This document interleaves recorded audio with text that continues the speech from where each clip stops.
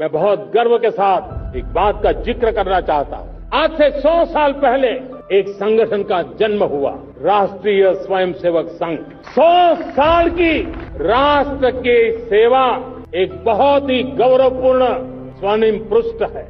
आज लाल किले की प्राचीर से 100 साल की इस राष्ट्र सेवा की यात्रा में योगदान करने वाले सभी स्वयंसेवकों को आदरपूर्वक स्मरण करता हूँ। देश की विडंबना देखिए कि जिस लाल किले से देश के पहले प्रधानमंत्री जवाहरलाल नेहरू जी ने 15 अगस्त के दिन को सभी क्रांतिकारियों को समर्पित कर दिया था, जिन्होंने अपने खून का कतरा कतरा बहाकर इस देश को आजाद कराया। आज उसी लाल किले से प्रधानमंत्री मोदी क्रांतिकारियों को छोड़ उस आरएसएस का गुणगान कर रहे हैं, जिस आरएसएस ने खून का कतरा बहाना तो छोड़ देश की आजादी की लड़ाई में एक लाठी तक नहीं खाई। उसी आरएसएस का गुणगान कर रहे हैं जिन्होंने 52 साल तक अपने कार्यालय पर तिरंगा नहीं फहराया।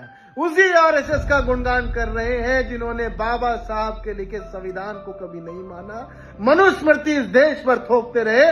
उसी आरएसएस का गुणगान कर रहे हैं जिन्होंने गांधी जी द्वारा चलाए गए भारत छोड़ो आंदोलन का हमेशा विरोध किया।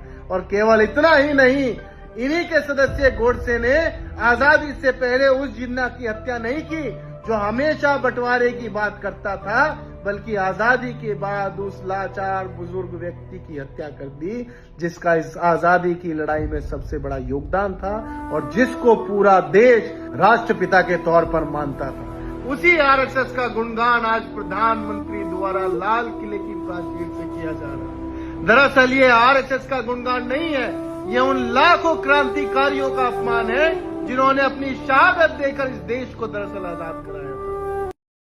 जब तक आप इस व्यक्ति को समझेंगे तब तक बहुत देर हो चुकी होगी। मैं कांग्रेस की कुछ नीतियों के खिलाफ तो जरूर हूँ, लेकिन राहुल गांधी के खिलाफ कभी नहीं हूँ, क्योंकि राहुल गांधी ने अभी तक पार्लियामेंट में जो भी बातें बोली हैं, आप रिकॉर्ड उठाकर देख लो, उसमें कहीं न कहीं सच्चाई आपको जरूर मिली है। कुछ में हाथों हाथ सच्चाई खुली है तो कुछ में बाद में खुली है। आप समझिए उस व्यक्ति का माइंड लेवल क्या होगा जिस व्यक्ति को पप्पू बनाने में अरबों रुपए खर्च कर दिए गए हों, जिसके आसपास के लोग उसके साथ कभी भी गद्दारी कर देते हों। हैरानी की बात तो यह है कि हार्वर्ड यूनिवर्सिटी से पढ़े हुए व्यक्ति को आप लोग पप्पू कह रहे हो, तो फिर आपसे बड़ा पप्पू कोई और हो नहीं सकता। जिस व्यक्ति ने यूनिवर्सिटी ऑफ कैम्ब्रिज से एमफिल किया हो और जिसमें उसका मुख्य सब्जेक्ट था डेवलपमेंट स्टडी पर, जिसमें बताया जाता है कि समाज को किस तरह से ऊपर लेके जाना है, जिसमें बताया जाता है कि एक पूरे देश की इकोनॉमी को कैसे बूस्टअप दिलाना है, उस व्यक्ति को आप लोग अगर पप्पू कह रहे हैं तो फिर उसी केमिकल लोचे के शिकार हो चुके हैं जिस केमिकल लोचे के बहुत से लोग हो गए हैं। आप लोगों के अंदर पढ़ने की क्षमता तो पहले ही आपसे छीन ली गई है।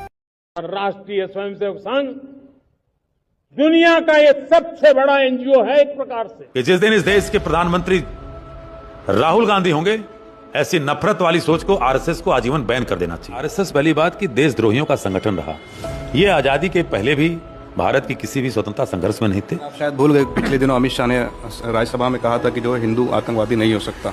बड़े गर्व से उन्होंने कहा इस स्वतंत्र भारत का तो पहला आतंकवादी नाथूराम गोडसे। उस आरएसएस के बारे में जो प्रधानमंत्री जी तारीफ कर रहे थे, मैं पूछना चाहता हूं नरेंद्र मोदी जी कि जो आरएसएस जब इसके पहले संघ प्रमुख हुए थे हेडगवार अंग्रेजों के खिलाफ क्यों नहीं लड़े? आरएसएस वही है जिसने जनसंघ को पैदा किया। आरएसएस वही जो हिंदू महासभा के भी साथ, हेडगवार से लेकर के, सावरकर से लेकर के और गोलवरकर से लेकर के आजादी तक इनका क्या योगदान था? केवल और केवल ये अंग्रेजों के मुखबिर और दलाल हुआ करते थे। आरएसएस महात्मा गांधी की शहादत दिवस नहीं मनाता। ऐसे लोगों को नरेंद्र मोदी सैल्यूट कर रहे हैं। 52 साल तक तिरंगा नहीं फहराए, 2002 से ये जाकर के तिरंगा फहराना शुरू किया। और यही आरएसएस के लोग, हिंदू महासभा के लोग, बाबा साहब अम्बेडकर और पंडित जवाहरलाल नेहरू का पुतला फूके, संविधान की प्रतियां जलाई, ये आज उनका गुणगान करते नरेंद्र मोदी। आरएसएस 100 साल में एक दलित संघ प्रमुख क्यों नहीं बनाया? केवल एक चितपावन ब्राह्मण बनेंगे।